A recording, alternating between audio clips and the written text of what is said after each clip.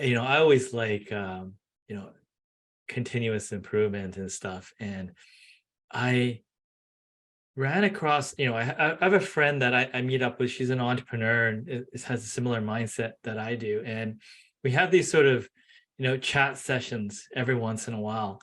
And she, although we kind of share similar things, she approaches it slightly different. And every time I leave that, I just come up with something valuable, and I try to give her valuable things. And she pointed me to a few things, and when she says do something, I'll just do it. Right? I won't even question it. I'll just experiment it within it, and ran across an interesting concept, which was around purpose. And purpose to me generally meant sort of everyone has a unique purpose. But this lady, Mel Robinson, says we all have the same purpose. I'm like, what does that mean, right? So she says that everyone's purpose is to be seen and to be able to express their true self. And she also went into areas around, sometimes as we grow or as we sort of move down our path, that there's that feeling of stuck. And she says the feeling of stuck is just a sign that you're not growing, right? And just really simplify it. So because when you are sort of sleepy, or tired, you get sleepy, right? And her thing was, if you're stuck, you're just not growing. And she really simplified that, and I really like those things. So I'm just keeping that in mind. Welcome to the EBFC Show, the easier, better for construction podcast. I'm your host, Felipe, Engineer-Manriquez. This show is all about the business of construction. Today's episode is sponsored by Bosch Refine My Site is a cloud-based construction collaboration platform that applies lean principles to enable your entire team to plan, communicate, and execute in real time. It's the digital tool that works in tandem with your last planner system process and puts it all together in one simple, collaborative ecosystem.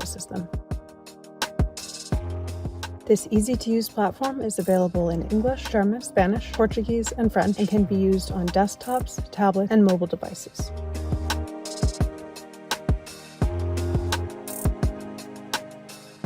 According to Spencer Easton, scheduling manager at Oakland Construction, Refine My Site, in my opinion, is the best, leanest tool on the market for last planner system. Here's what our users have to say. We've looked at 3 other digital scheduling platforms, and none compare to the straightforward approach Refine My Site takes. From milestone planning all the way down to daily tasks, this program gives every general contractor and their trade partners meaningful collaboration, accountability, and KPIs.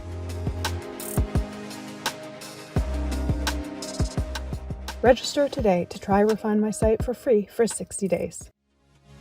Today's show is also sponsored by the Lean Construction Institute. LCI is working to lead the building industry in transforming its practices and culture.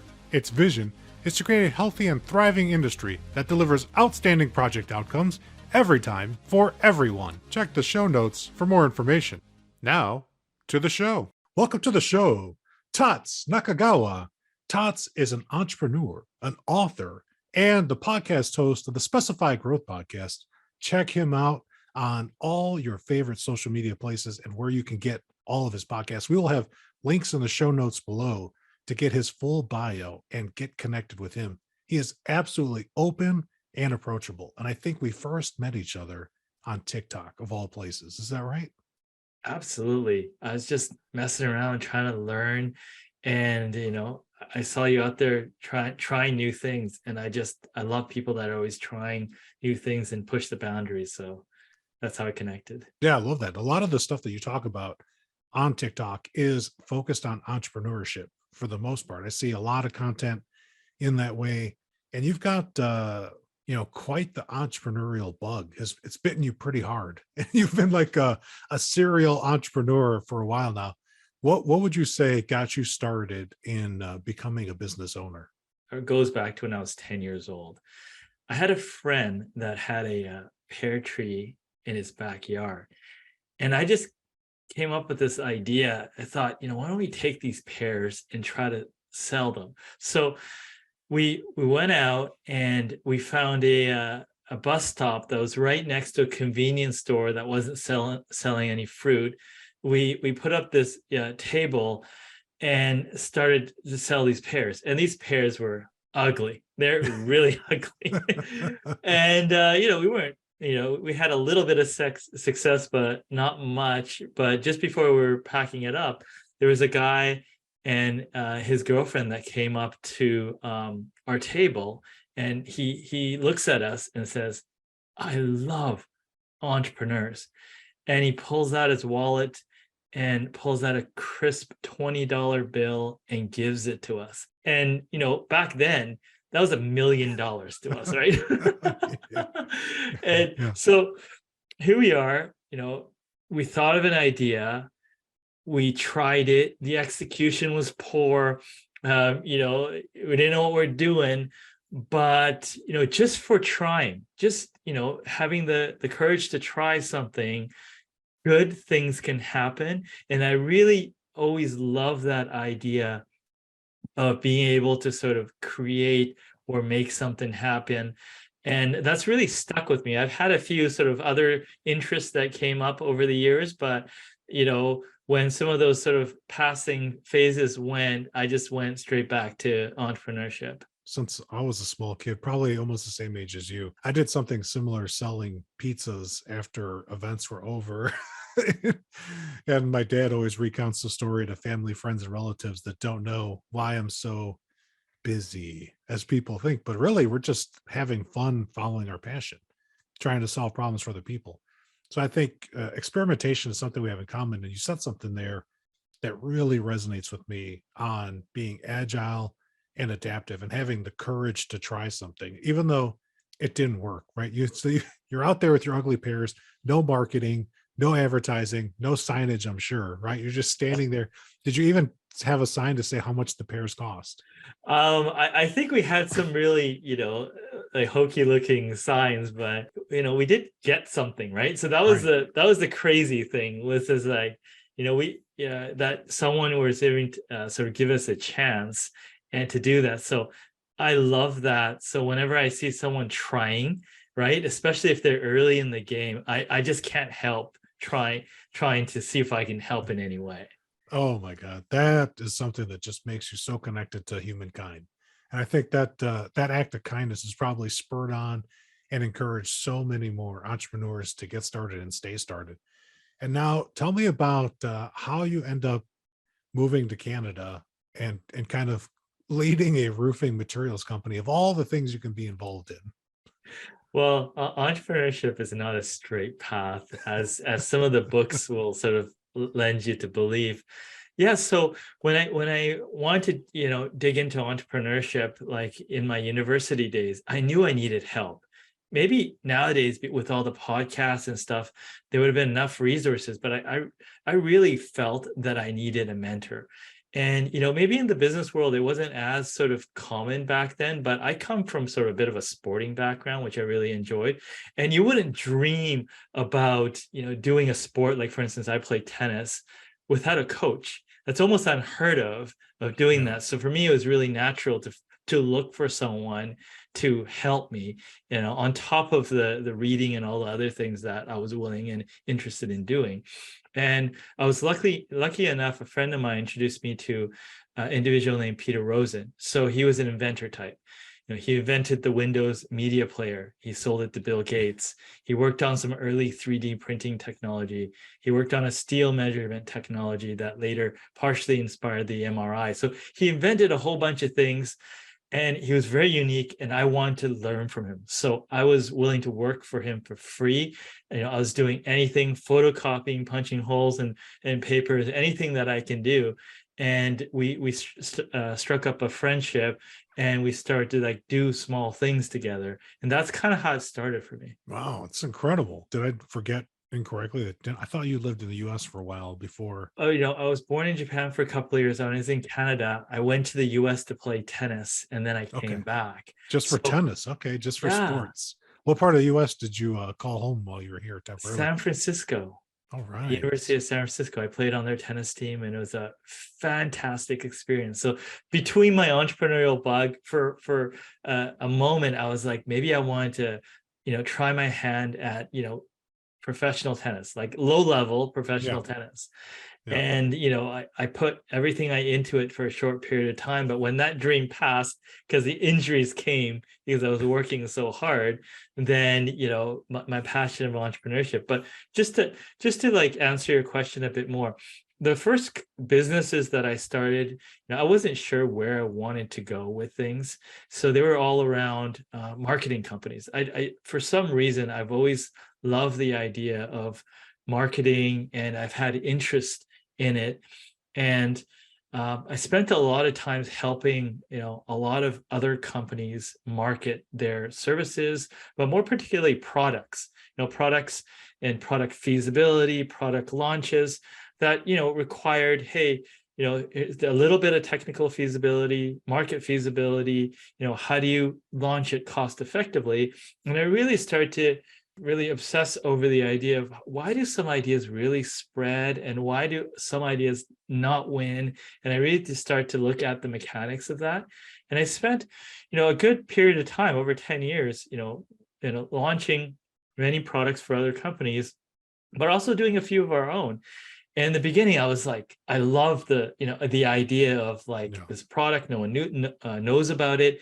And then you work really hard, you catch a few breaks as well. And it's in, 1,000 or 2,000 stores, or you lobby, and then you get it onto a TV station, and then you get 50 million views because it got syndicated. And I kind of, the mechanics of it was fun. But then one of the main things that happened, it was, I started to really question some of the things I was helping put into the world. Like, does the world need another one of these plastic things? Right. And, Yeah. sure. Yeah. But it's not a good way to grow a marketing company when you become really, really critical about the things you want to do. And maybe now there's more role models around companies that operate around that. But at the time, I just couldn't get my head around it. It didn't seem like there was enough alignment. I couldn't see a path with what I was doing. And what I remembered was Peter, the inventor, and is still my business partner today, is he invented a coating. It was a plant-based coating, and he accidentally invented it at that time 20 years earlier.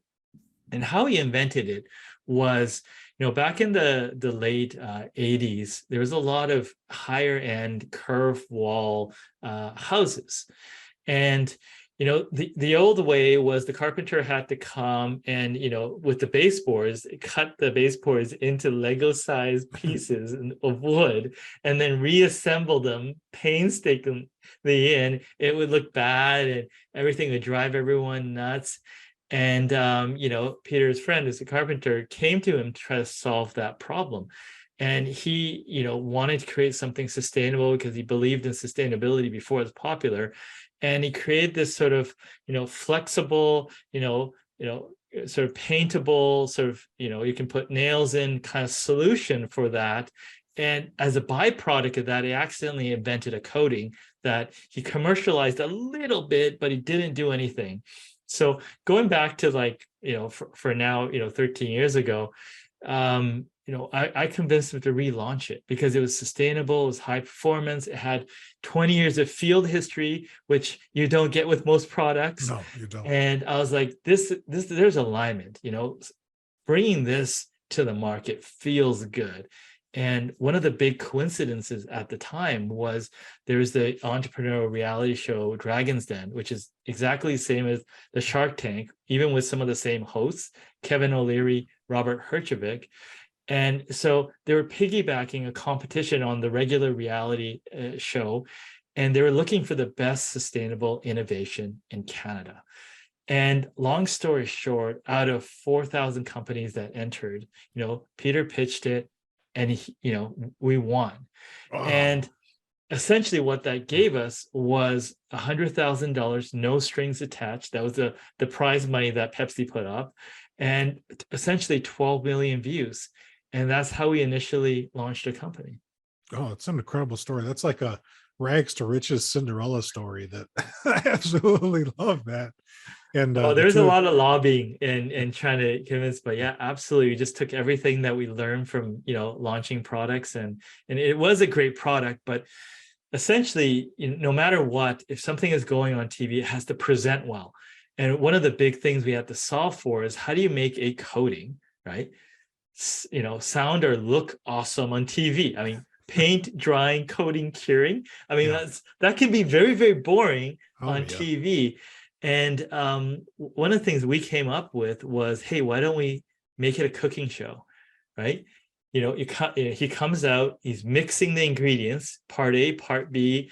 He Yeah. puts it on a Teflon pan and then is mixing it, and it sticks to the Teflon pan in front of the judges, while it's happening. And that was the ta-da, right?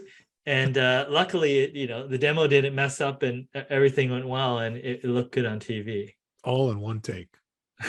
Yeah. A lot of people listening to this hear stories or read books about success, and people just completely jump over the thousands upon thousands of failures or iterations.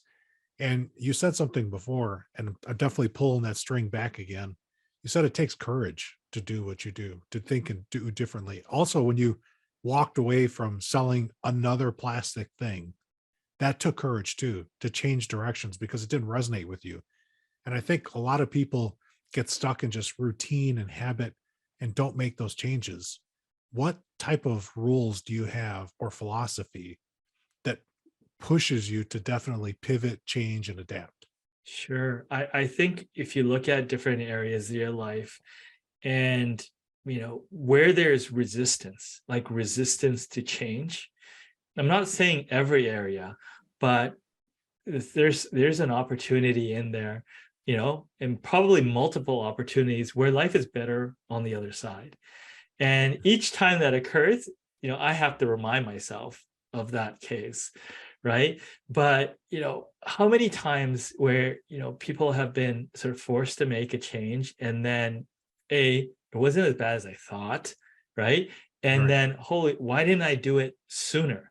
Right. So so accelerating that is always been my interest and doing that. And I've always sort of tried to, even with my hobbies, I've always loved the feeling of goal improvement and finding different things to do. And what I've learned over the years is like to find different patterns of behavior or different things that exist for change to occur. Like I went through an exercise once, and people my age, I'm in my 40s, typically have gone through 3 or 4 major changes in their life, right? So I went through this workshop in which you map that out. So they say, hey, look, when this change happened, what process did you go through? Who was in your life, right? What was the steps?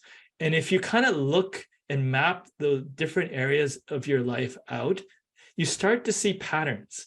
And then you start to think, well, hey, this person was always around, or right, this happened, right? And I start to become a little bit more aware on who was around, what did I do, what is my path, what is my typical methodology around it? Do I start reading books? Do I hire an expert?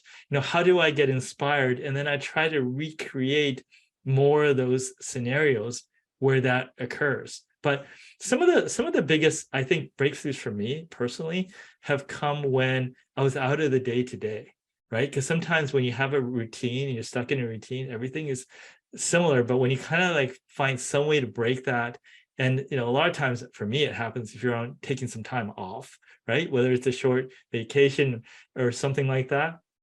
But I think like more specifically, the things that have been the hardest for me over the years to really understand is the health aspect of the entrepreneurship, right? Like you're trying to improve your driving, and to really find a way to back off and to understand and to be able to execute on, taking care of yourself and stuff like that. So I think for me, those are the hardest things. I think the other failures or the hardest things are, for instance, delegating, right? Earlier in my career, Yeah. it was just like, hey, if I can figure it out, I should do it. and understanding what it takes to do proper team building and stuff like that. And I mean, I could just go on and on all the areas, but I think Yeah. entrepreneurship for someone that loves personal development or improving, there's just an endless supply of things that you can improve. And every time you think for a split second, right, you just let yourself think that you got it, then something comes around and say, no, keep going. And that's the fun and sometimes the suffering of it. Your rules, it sounds like you've built in reflection, which I know in Japanese culture, they call the Hansei, and it can be prolific as part of the culture. It's something completely foreign to Western culture. We don't have natural reflection moments that are daily. We often will even have, like in where I'm working every day in the construction industry, we'll do an entire project that might be 3 years long. And we don't reflect on how the thing's going until 3 years when it's done, like one time. And so we borrow things like that Hansei or personal reflection or smaller iterative reflections. If we use things like Agile or Scrum to make it more rapid, get that faster feedback, or like you said, sometimes use a coach or, delegate. And when you delegate things, which is hard for especially type A people to do, because we like to have adventures hands-on, right? I'm guilty as well. I like to get my hands dirty and everything before I ever delegate it. I can't think I've ever delegated something without having done it at least once, or almost all the way to mastery, which is Well, probably too much. yeah, mastery may be too much unless you really love it. But I think for me, being able to delegate effectively is to be able to do it at some level, because I think that's hard. Like if you look at the business, there's three major buckets, in my opinion. There's demand generation, there's operations, and then the financial side, which is doing it properly. You're not going to be good at all three. I've never met anyone great at all three. I've seen many people that are good at one, they're average at two, right? That operate very well. They're good at two, they're average at one. But I've never seen anyone all good at three. And I think one of the things I go back to, and this is one of the turning points of operating better for me, was understanding something called the three weaknesses. Have you heard of that before? No, I haven't heard. Tell me more, please. So, and I learned this from Bob Burg. So he's the author of Go Giver. So he goes, and this is my examples is, okay, so the first type of weakness, okay, I am a horrible cook. And luckily, my wife doesn't care. My family, I've offered to improve it. She wants nothing of the experiment. So, weakness number one is something you don't need to improve because it's not important, and no one is asking for it, and you can leave it alone. Okay, so weakness number two, and I mentioned before, although you don't need to be great at the three buckets, you need to be great at one, but you need to be average at two. And how I was operating before was I was not great at operations, and I was not great at finances. I can pass now in both of those, but I really needed to mitigate that, right? So the position I'm in, I need to make strategic calls on things, and I can't be, not knowledgeable at all in those other areas. And to be able to sort of pull those things together to make a decent decision that that can move us forward. So what are the things, depending on your goals, do you need to mitigate? So it doesn't need to be a strength, but it has to be covered, right? And depending on the type of business you're in, there's certain things that need to be at least average, or other goals that you have. Okay, so weakness number three, if you have world-class goals, or you have big goals which require certain weaknesses to turn into strengths, well, that's what you have to do, right? So I think you have to look at the portfolio of weaknesses that you have and ask yourself, what can you ignore? Because you can't be good at everything. You can't address everything. What do you need to mitigate? And what do you need to become world-class in with what you're trying to do? Great advice. The three weaknesses. A lot of people listening to the show, Tats, are into continuous improvement and specifically lean construction methodologies. And as we try to go about doing that work on our projects, we're often faced with resistance to change, which is something you tapped on. Has there been a time in your entrepreneurial experience where you met resistance? And if you did, with other people, especially your business partners, or even the marketplace, because you said it before, sometimes we make products that nobody wants, right? What did you do to overcome that resistance? The thing that you have to first approach it with is empathy, right? Because at any given point in a business, you know, I can be the bottleneck, something else in the business can be the bottleneck. Like the clear sign is if you can't find the bottleneck, it's you. And that Yeah, gets me all the time yeah, because I can't find it, and then the only logical explanation is you.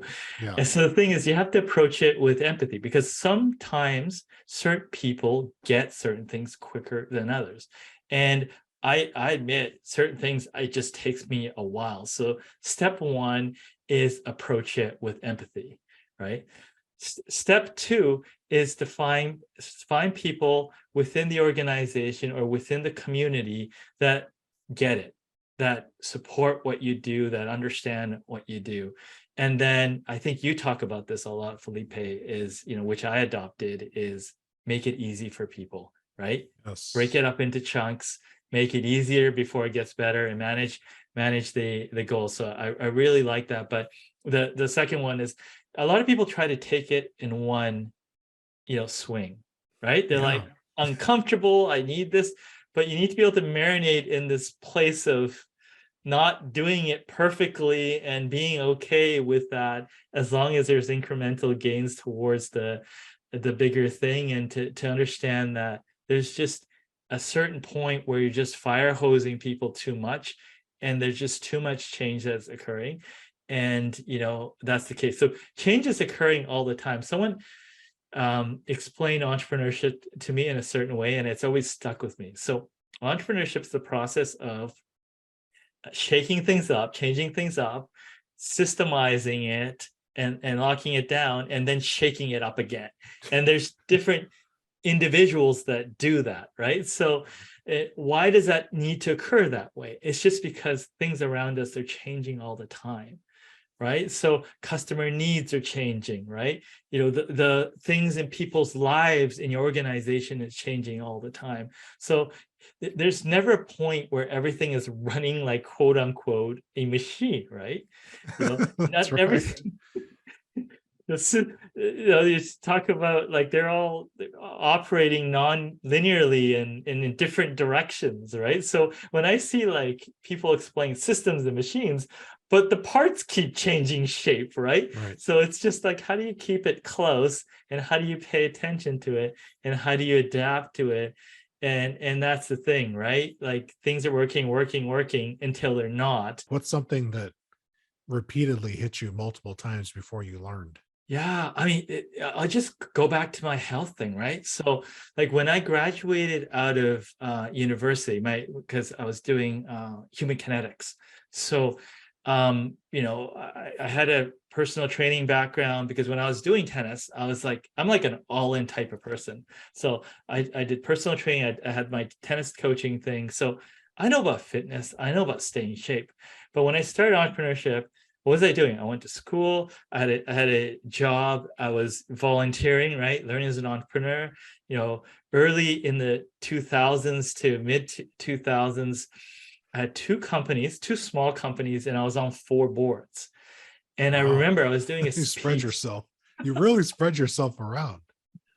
and I was at it was kind of this Ministry of Industry event, and I was speaking in English and Japanese, and my Japanese is horrible, by the way, but someone thought it was a great idea. I was doing this. I was so sick. I could barely speak. I had this, this kettle thing underneath the podium, and I would pour myself some hot water and drink it so that like my throat wouldn't sort of close up on me. Wow. And I'm like, I have to slow down. I have to like not volunteer for so many things. And I did that, but then just this many patterns of like kind of getting pulled back into it, because the lucky thing for me is, I've been surrounded by great people, like, through all these associations and the things that I've done. I've been just, people that accomplish a lot. But then it puts a lot of pressure on you, or me at least, that should want to do that because you don't want to keep up or and stuff like that. And I really had to figure out how to pace myself and how to sort of figure out, what I need to do to find that sort of balance between, or better alignment is the better word, on what I'm trying to do and what I'm trying to accomplish. That realization when you're drinking the hot water, not to seize. Did you have that epiphany? Like, I need to disconnect a little bit, or did one of the people in your network coach you and say, "Tots, it's too much"? No, that was the first one. Like that was on me because I was so sick and it was just, not good. I think the second time, because I didn't learn my lesson, was a little bit more recently, is the business is doing better, but there's a lot of stress. And I gained a lot of weight, and I should know better because I know what to do to get into shape, right? Right. And I was on vacation, we talked about, right? And I was reaching to tie my shoes, and I felt this pain in my stomach, and I didn't know what it was. It freaked me out. I went to the doctor, and they told me that I'm just out of shape, right? And all these sort of thoughts crossed in, like, I have young kids, how do I play with them and stuff? And I started to take my health a little bit more seriously. And I did it incrementally. Like, I started to walk 5 minutes a day, small, just incremental things, the things I've learned in Yeah. other things. Like when I was reading one book a week, I would just try to read 6 pages a day, and then there's momentum. So I did that, and I was hyper focused on it, and I lost 80 pounds in 10 months, which Whoa. was a little aggressive. That's, So it was, I mean, that's like record breaking. it was very aggressive. So it was too aggressive at the end there. But since then, I gained some of the weight back, the pandemic, but I've maintained a higher health, and I sleep better and stuff like that. But those are the ones that have been tougher for me, just to really kind of, when I was competing in sports and stuff like that, it was easier. But as my interests are like, creating content or stuff, you don't get as much exercise in that. So I just have to remember to do that. That's right. When we're creating content, we almost have to stand still. I've seen some people that have mastered the walking TikTok where they're walking down the street. I'm just looking, people, just so you know, I'm looking for the neighborhood where that'd be a good place and a good idea to do, where I'm not going to have to worry about getting hit by a car. So, so far, I have not found that neighborhood yet. I'm still looking. You've hit a couple times on these different patterns. You had like a pattern to change your health, starting with small incremental improvements. So people, if you're listening, in the construction industry, this is something that we need, me included. I'm putting my hands up first. I need more walking, more exercise in my life for sure. And so I think that that's a great approach to go. Small improvements. You went from 5 minutes a day, 10 months at the end. Were you already to jogging, resistance training? Where were you at the end? So we could just Yeah. compare. So what happened was, you know, before, I just had this limiting belief, which was, hey, if you exercise enough, you can eat what you want. And I knew it was kind of a lie, these lies you tell yourself because it's convenient. Yeah. So Yeah, I that's really such a had good to, lie, Tots. So everyone listening, let's say that one more time. He said, if you exercise enough, you can eat what you want. He knows that's a lie. I've said that same thing when I was in my 20s. And when it was in my 20s, completely different hormone profile, I could get away with it. Now in my 40s, I can't. so then I just accepted the fact that the diet was 80%, right? And walking, and I started to remove small things, like just, incrementally, right? It was like, okay, let's remove this snack here. Let's eliminate some of this sugary stuff here. And yeah, I mean, I'm very good when I have one goal, right? Right. I think when I have multiple, so that was really just my goal. And I think for me going forward, I think that the tough thing for me is many times when I have to maintain something is, how do I change the goal, right? So I'm growing, I'm trying new things to get the same result, right? Because I'm not the type of person that could just run that same program again for the same reason. So how do I evolve it so that I'm getting the same result and keeping it interesting? Because exploring and trying new things is interesting. So yeah, so that's ongoing things I think about. Oh, that's cool. But what about what was the exercise like at like month 10 or month 9 Yeah, versus, so like because you could still be just walking 5 minutes a day and having lost that much weight. absolutely. So you think about it in systems terms, okay? So coming from the fitness industry, right? Because I ran fitness facilities and I ran fitness conferences when I was doing it for that time. And typically here's the pattern, okay? So let's start in January, right? We ate too much for Christmas, and Absolutely. then we feel so guilty, and then we start going to the gym, right? Yes. And 3 weeks into it, what happens? We somehow stop. And what's happening there is when we add a new activity into our schedule, what happens is most people don't account for the excess or extra energy. Like, for instance, if you're running let's say you're running 60 minutes a week, right? 3 times a week, 20 minutes a time. Are you sleeping an extra hour or two a week? Right? People just pile it on to their Oh existing yeah. schedules. So it's only a matter of time until you get sick. Think of it as a bank account. When you're resting, you're making a deposit. When you're exercising, you're withdrawing. So what's your balance sheet, right? So you Right. always have to look at it. So something's got to go. You have to, like, remove 2 episodes of Netflix or something like that. So that's the math that most people get wrong. And that's why 2 or 3 weeks in, we're exhausted, we're tired, we get sick, we're off for a week or two, and we're out the routine, right? Right. Essentially, you can ask different people, it takes 3 weeks to 3 months, depending on who you talk to get a solid routine. So essentially, you just have to ride out a program that you can make, good on, right? So if you start at 5 minutes, well, you're doing that to be able to have it, right? Then you go to 10 minutes, right? After a week or two.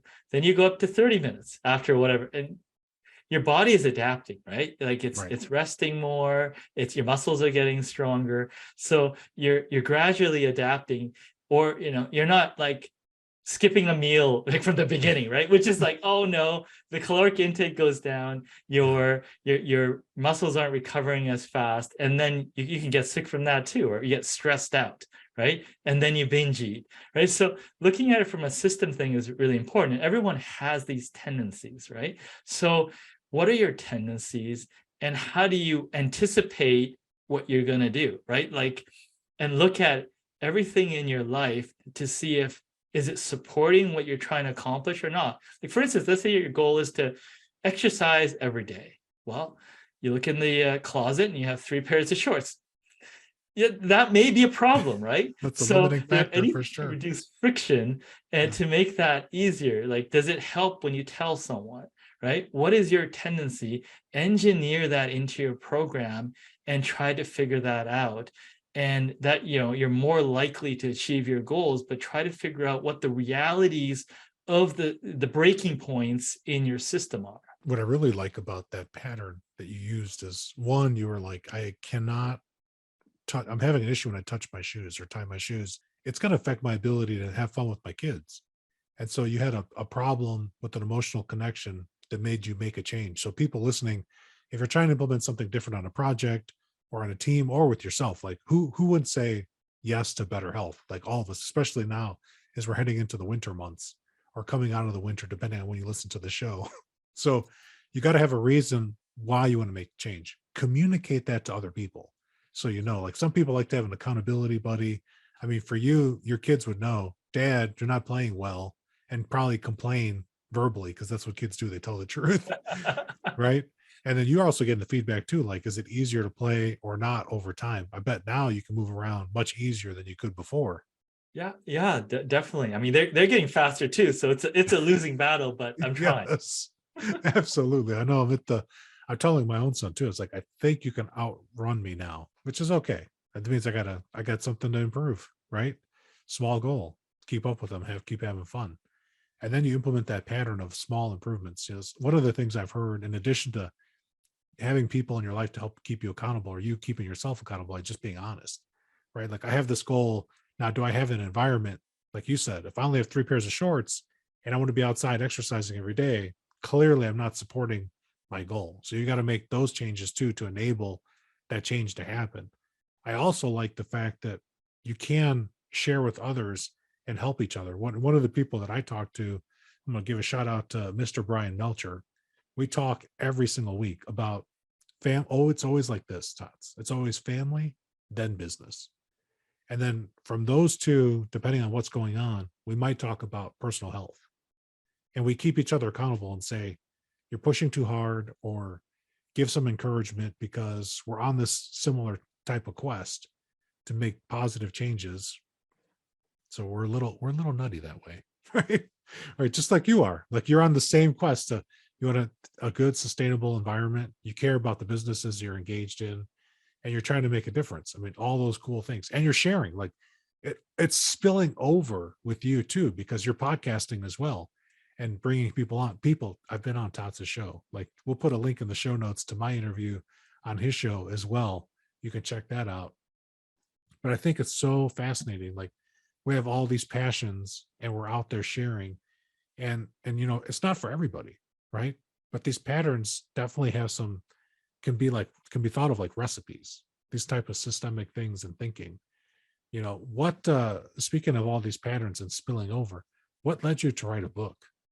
Wow. Yeah. When we were launching so many products, one of the frustrations we had is people sort of really falling in love with their product. And it was just out of sheer frustration, just having to explain this over and over, because the market doesn't care if you like your product, right? Right. And, I ran across this more simpler explanation, or just example. It was something called the 3 a.m. test. And I'm not sure if you heard it before. No, I haven't heard of this either. Okay, so I got this from the direct response world. Okay, so let's say you have an idea. Okay, Felipe, you have you're so excited. You got this idea. Imagine yourself going to a prospect or potential client's house at 3 a.m. in the morning, and then you bang on their door. You go bang, bang, bang, bang, bang, and no one answers the door. You're so excited, you kick the door down, right? And you run upstairs, you open the bedroom door, and you grab the individual and you shake them and say, wake up, wake up, wake up. And then you go, blah, and then you tell them your idea. So you have to visualize, will they hear your idea, get so excited, stay up with you all night, talk about it, and plan, or are they going to look at you like you're crazy and go back to bed? Like, how good is your idea? And that bar of what is a great idea is quite high, right? Yes. So I was thinking of some ideas as I was shaking the person in my mind, and I was like, oh no, they're going back to sleep. No. So I think just, having sort of the ability to have that humility and, create that distance, doing the research properly and stuff like that. So, we really, that's the book we wrote. And I think one of the successes, and I'll tell you one of the failures with that book was that one of the successes was like when you write a book and, you get to meet a lot of people. And you've written a book as well, right? Right. So Absolutely. you know this, you get to meet a lot of people, you get to speak, you get known as an expert. And one of the publishers at the time, or publisher, a small publisher who's since published like 1,000 books, but at the time they're on book 9 or 10 or something. So they gave us a lot of attention and introduced us to a whole bunch of people that invented all cool things. And we're happy to get Steve Wozniak to give us a testimonial, like he was best friends, and him and Steve Jobs followed their thing, which, yes, I mean, he was just too kind. So that was a success. But here's the failure. The failure was, I didn't go out and promote it to the world. Like, I was just kind of like a little uncomfortable with it and the attention. Right. And I kind of like went halfway with it. And so if you think of entrepreneurship, think of when you first start a company, think of it as you walking across a 2x4. And as your company gets bigger or you get more attention, that 2x4 goes higher and higher and higher. And as you know, when you look down, it gets more nervous, right? More people right. know when you're failing, and yes. More people, you'll let more people down and stuff like that. And to me, that moment, that sort of attention and that opportunity, I just kind of let go.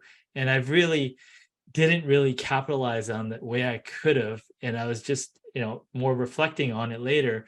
But as an entrepreneur, you just have to become more and more comfortable in failing in public and looking silly, because if you limit yourself, you just won't grow enough to be able to sort of, keep progressing along. So I've always tried to, become more comfortable speaking on camera or communicating. And a lot of the podcasting stuff I do accelerates the learning, which I love that part, but it also helps me kind of keep that muscle and stuff active, because just like going to the gym and me gaining some of the weight back, it can come back quickly. Right? You just have to kind of keep going at it. So that's what that's about.